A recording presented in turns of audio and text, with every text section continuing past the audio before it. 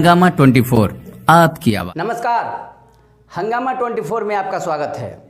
दोस्तों, कल हमारे देश के लिए ऐतिहासिक दिन था। आप समझ गए होंगे कि मैं किसकी बात कर रहा हूं। कल था अयोध्या राम मंदिर का शिलान्यास, जो पिछले 500 वर्षों से रामलला पर केस चल रहा था। पिछले 500 वर्षों से वनवास था, जिस वनवास को तोड़ा गया और उसके शिलान्यास का सौभाग्य मिला हमारे देश के प्रधानमंत्री नरेंद्र मोदी को। पूरा देश खुशनुमा था, दीप प्रज्वलित हो रहे थे, चारों तरफ जगमगाता हुआ चेहरा और जगमगाता हुआ दीप भी नजर आ रहा था। ये कम खुशी की बात नहीं है पूरे भारत के लिए, पूरे हिंदुत्व के लिए। लेकिन जहां पूरा भारत और जहां पूरा हिंदुत्व खुशी में झूम रहा था, वहीं पे कुछ चंद पार्टियां और चंद पूर्वाग्रह से ग्रसित मुस्लिम राजनेता, मुस्लिम चिंतक चिंतित नजर आ रहे थे। हम बात कर लेते हैं हैदराबाद के सांसद ओवैसी का। ओवैसी और तथाकथित और कितने नेता हैं जो मुस्लिम चिंतक और मुस्लिम के हितैषी कहे जाते हैं, समझे जाते हैं, होते नहीं हैं, वो कहे जाते हैं, कहलाते हैं। उन्होंने कल के दिन को काला दिवस के रूप में माना और पूरे टीवी पर आके, पूरे मीडिया के सामने आकर इसकी घोषणा कर रहे थे कि कल का दिन काला दिन था। हम इस देश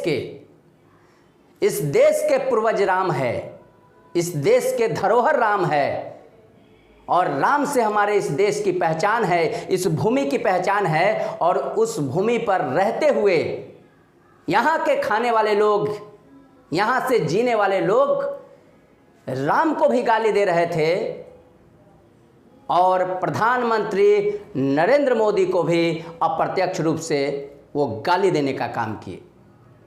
क्या देश के लिए कल काला दिन था, जहां सारा देश झूम रहा था और रामलला टेंट से निकल के और किसी भव्य मंदिर में विराजमान है, जो कि इस देश का हक था, इस देश के सौभाग्य है कि हमें अवसर मिला जहां पे हम अयोध्या में मंदिर का निर्माण करें। ये 500 सालों का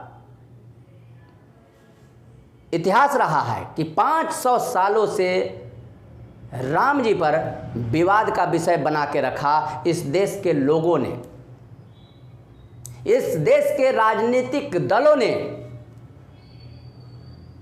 राम पर भी राजनीति हुई, लेकिन कल का दिन निश्चित रूप से बड़े सौभाग्यशाली दिन था, बहुत खुशी का दिन था। और जहां सारा देश झूम रहा था, सारा हिंदुत्व झूम रहा था और देश विदेश में एक ऐतिहासिक दिन के रूप में कल का दिन याद किया जाएगा। और साथ साथ ये भी याद किया जाएगा उन चंद राजनीतिक दलों के लिए, उन चंद पूर्वाग्रह से ग्रसित मुसलमानों के लिए, मुसलमान चिंतकों के लिए। वो आज भी कह रहे हैं कि मेरे मस्जिद को शहीद कर दिया गया। वो बाबर के मस्जिद के लिए इतना हृदय से लगा के बैठे हैं, वो राम को कुछ नहीं मानते, इस देश का खाते हैं। और मैं कह रहा हूं कि यहाँ की ज़्यादा से ज़्यादा मुस्लिम आबादी वो राम के वंशज है, हिंदू के वंशज है, वो बने हुए मुसलमान है, वो हिंदू से कन्वर्टेड मुसलमान है, जो आज कट्टरपंथी बन गए हैं। धर्म की कट्टरपंथी करके और धर्म की कट्टरता के आगे वो अपनी मुसलमानी राजनीति अपना पेश करते हैं और अपना जीवन यापन करते हैं। वो मुसलमानों के हितैषी नहीं है, वो किसी के भी हितैषी नहीं है, न मजहब के हैं, न मुसलमान के हैं, न इस देश के हैं, लेकिन इस देश का खाते हैं। इस देश में पूरी स्वतंत्रता के साथ देश के प्रधानमंत्री को गाली देते हैं, हिंदुत्व को गाली देते हैं, हिंदू को गाली देते हैं, फिर भी इस देश में खुले हवा में सांस लेते हैं और उन पर कोई आंच नहीं आता, फिर भी कहते हिंदू को बदनाम करते हैं, फिर भी हिंदुत्व को बदनाम करते हैं और कहते हैं कि वहाँ पर बाबरी मस्जिद था, वहाँ पर बाबर का मस्जिद था और पिछले कई वर्षों से, सैकड़ों सालों से वहाँ पर नमाज पढ़ते आए हैं और आज असंवैधानिक ढंग से नरेंद्र मोदी वहाँ पर अयोध्या में राम मंदिर का शिलान्यास किए हैं। ये हिम्मत देखिए इस देश के लोग हैं कि एक तरफ कहते हैं कि हम संविधान से चलते हैं और दूसरे तरफ जो सुप्रीम कोर्ट जो संविधान के तहत दिया हुआ ये फैसला है उस फैसले को नकारते हैं, उस फैसले को गाली देते हैं, उस फैसले पर प्रश्न चिन्ह उठाते हैं और जब बात आती है किसी और मुद्दे की तो कहते हैं कि संविधान से हम चलते हैं, हम लोग संविधान की बात मानने वाले हैं। यानी चित्त भी इनकी होनी चाहिए, पट भी इनकी होनी चाहिए। इस देश में ऐसा नहीं चलेगा। यह देश संविधान से चलते आया है, यह देश संविधान से ही चलेगा। किसी के कहने से और किसी के राजनीतिक गर्मा गर्मी और बहसबाजी से देश नहीं चलने वाला। आपको इस देश में रहना है तो इस देश के संविधान से चलना होगा। आपको ही नहीं, हमको भी, तमाम लोगों को चलना होगा। देश संविधान से चल रहा है और चलता रहेगा। सरकारें आएंगी जाएंगी, लेकिन कुछ जो पल और कुछ जो इतिहास के पन्नों में दर्ज होगा वो निश्चित रूप से दर्ज होगा कि अयोध्या राम मंदिर का निर्माण हुआ और वो प्रधानमंत्री नरेंद्र मोदी के काल में हुआ और इसमें नरेंद्र मोदी का श्रेय जाता है। आप माने या न माने, आपके मानने से न मानने से इतिहास नहीं बदलेगा। 370 धारा कभी नहीं बदला जाता, ये बदला गया।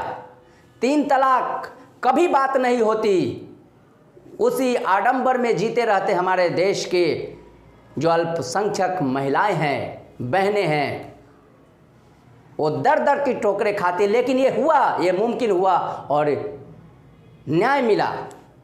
ऐसे ही न्यायिक कामों के लिए नरेंद्र मोदी का श्रेय निश्चित रूप से जाना चाहिए। और कोई भी सरकार, ये सरकार है और जाएगी भी किसी समय, लेकिन कोई भी सरकार आए, न्यायिक प्रक्रिया से काम हो, संविधान से काम हो और जो इतिहास में दर्ज होने वाला निर्णय होगा वो निश्चित रूप से ऐतिहासिक होगा।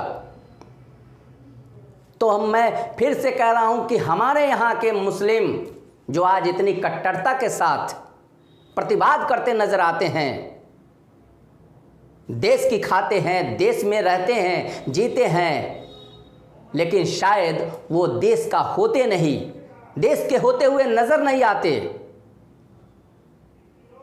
वो कभी हिंदुत्व को, कभी नरेंद्र मोदी को आपको गाहे बगाहे वो गाली देते हुए नजर आ जाएंगे।